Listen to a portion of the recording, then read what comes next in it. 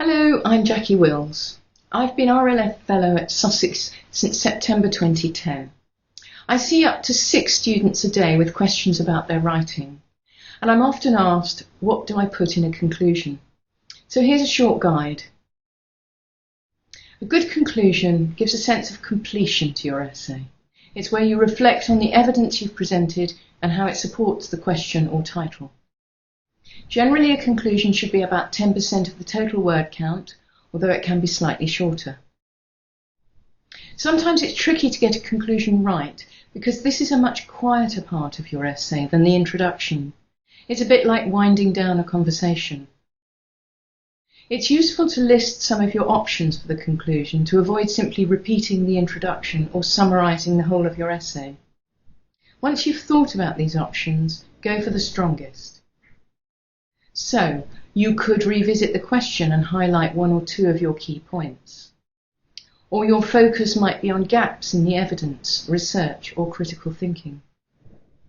You could concentrate on the way forward, or speculate about future developments in a debate or in the research you've reviewed. Perhaps you could suggest areas where more research is needed, and what course that research could take.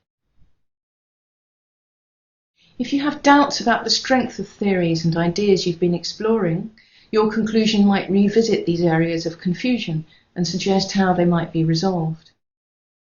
If your evidence strongly supports your argument, again you can point this out. You shouldn't put new material in the conclusion.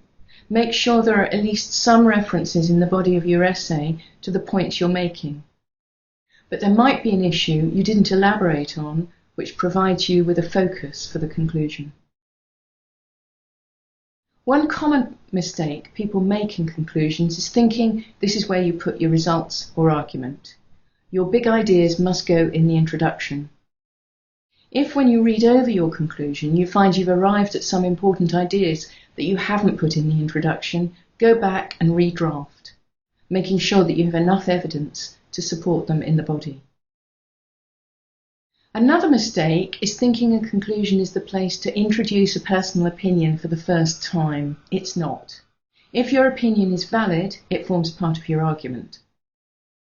So, a conclusion is your chance to leave the reader with a clear idea of what you've made of your research.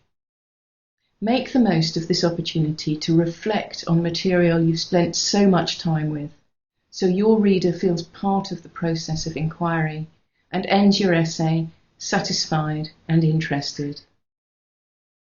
There are 2 RLF Fellows at Sussex available to help students with essays, dissertations, or any other aspect of academic writing. You can book an appointment with them on Study Direct. There's more support on writing and study skills on S3 and the Royal Literary Fund website. Here are the addresses, and there are live links on S3.